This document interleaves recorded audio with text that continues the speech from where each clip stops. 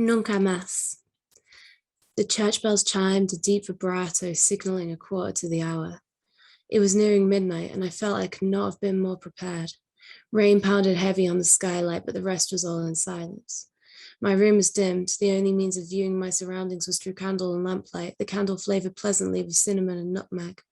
The scent intermingled with that of my clean bedsheets. Today I got around to all those pernickety errands that often elude us for days longer than they should, and with my head against my soft, clean pillow, I was comforted by the lemony, soapy scent of Lenore. I rest a paperback between my fingers with every intention of finishing the story, but alas, my eyelids drooped and the words swam in front of me in such a way that signaled any reading done would have to be repeated. I placed the book aside, yawning, and went to flick off the lamp beside me. And I had sworn the skylight had been closed due to the rain and the doors were all locked safely. However, this were the case, and no stranger could possibly have entered my dwelling place, unless it was the cat, perhaps, but no, she rested still, curled up beside my feet. Yet suddenly I became aware of a fluttering sound above me, and a deep emerald shape swooped before me, extinguishing the candle in its breeze.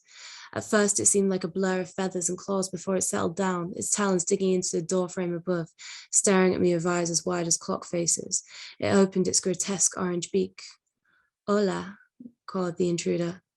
Hola, I responded, conscious of my shaking breath, el búho de Duolingo. Perhaps I might have found such an unwelcome visitor so late into the night with something like amusement. It was clear that I was in no position to continue much of an entertaining conversation, wrapped up in fresh sheets and warm pajamas, pleasantly safe indoors on a dark and stormy night. Despite my usual politeness and amiable nature, I felt a stab of dread as the bird stared down at me, contempt apparent in its circular, boring eyes. ¿Qué tal? I attempted. In response, the elf simply laughed, as mockingly as one can laugh when burdened with a beak. It responded in a tone I felt to be unnecessarily facetious. ¿Qué tal? Bueno, a ver. Estoy enojado contigo, mi amor. Pero por qué? I stuttered helplessly.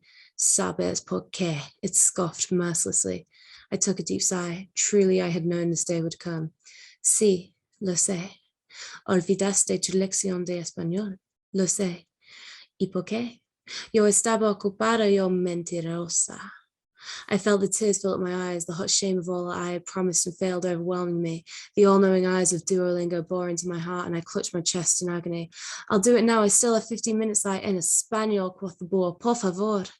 Ya tengo 15 minutos, but alas, the church bells did then ring, one dong after another, vibrating through the rain a dozen times.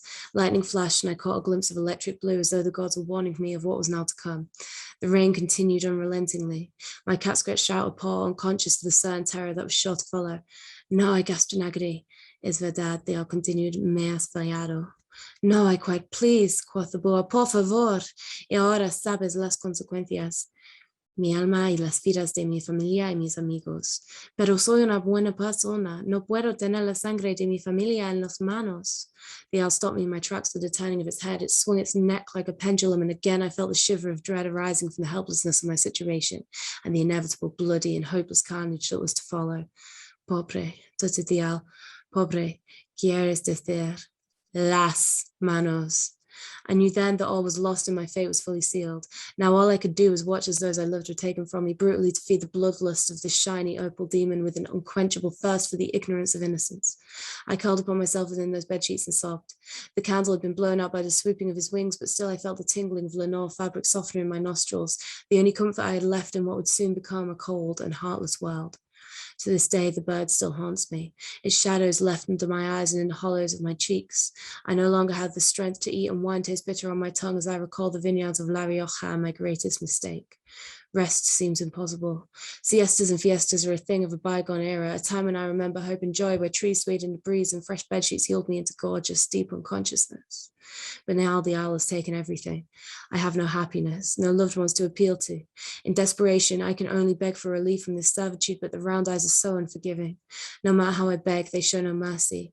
And so I must collapse upon this rotten bedroom floor and futilely ask for an end to this unceasing madness. Please, an ending. Por favor.